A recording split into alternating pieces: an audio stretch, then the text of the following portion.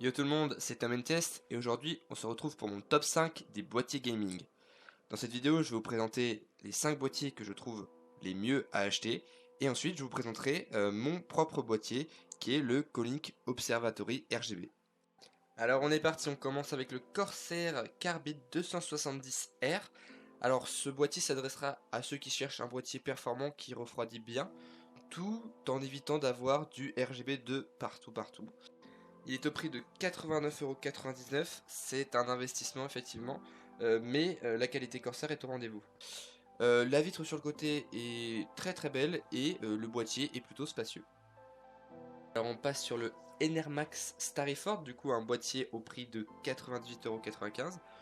Plutôt spacieux avec une très belle vitre sur le côté, mais ce que je préfère dans ce boîtier et souvent dans les boîtiers Enermax, c'est leur design RGB et leur design tout court que je trouve magnifique, surtout sur le Starryford. Les effets RGB avec la bande sur le côté et les ventilateurs sont vraiment très bien réalisés. Avantage pour le boîtier, il est vendu avec 4 ventilateurs de base à l'intérieur. Alors on part à nouveau avec un boîtier Enermax, le Liblusion LL30. Alors je vous mets ce boîtier car actuellement il est en promo et il revient souvent en promo sur Amazon, passant de 74€ à 42€.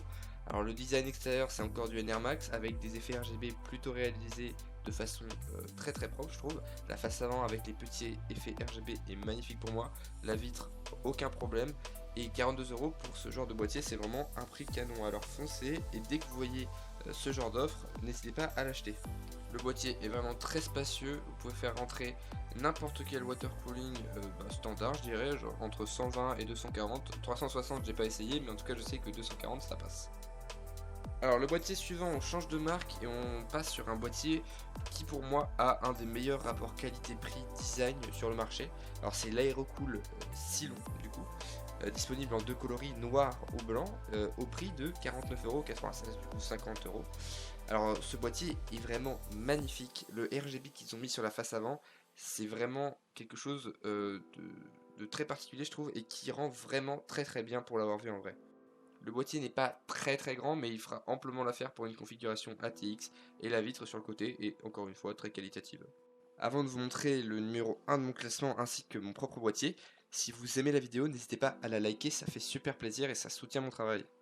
Et pour moi le boîtier le plus polyvalent, que ce soit au niveau du prix, du design ou du refroidissement, ça reste le Corsair iQ 220T.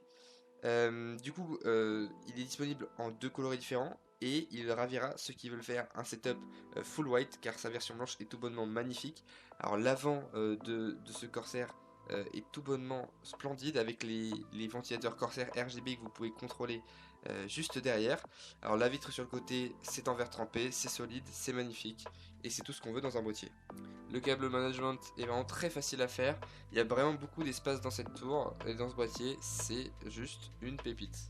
Sur Amazon il montre un exemple de setup blanc, c'est vraiment très joli. Alors pour ma part le boîtier que je possède c'est le Colink Observatory RGB, du coup qui est actuellement au prix de 94,99€, bon moi je l'ai eu pour moins cher. Alors le design extérieur est magnifique je trouve vraiment, les petites alvéoles à l'avant, c'est vraiment très propre, la vitre un peu teintée sur le côté aussi. Alors il y a beaucoup d'espace à l'intérieur, il y a de quoi ranger les câbles en dessous dans un cache. Il y a de la place, sauf qu'il nous annonce de la place pour mettre des water cooling de 120, de 240 et peut-être même de 360.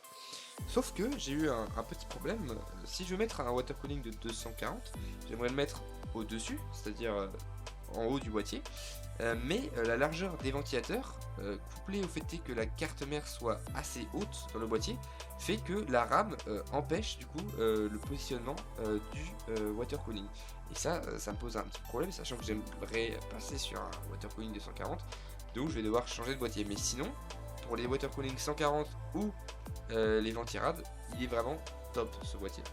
Alors là je vous montre à quoi ressemble le boîtier intérieur une fois que j'ai enlevé la vitre. Alors faites pas attention à la couleur des ventilateurs, j'ai débranché un des câbles, du coup il y en a un qui ne s'allume plus, il faut juste que je le rebranche. Et vous pouvez d'ailleurs changer les modes RGB à l'aide d'une télécommande.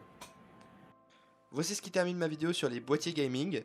Si vous avez aimé la vidéo, n'hésitez pas à la liker et à vous abonner. C'était Tom Test, ciao.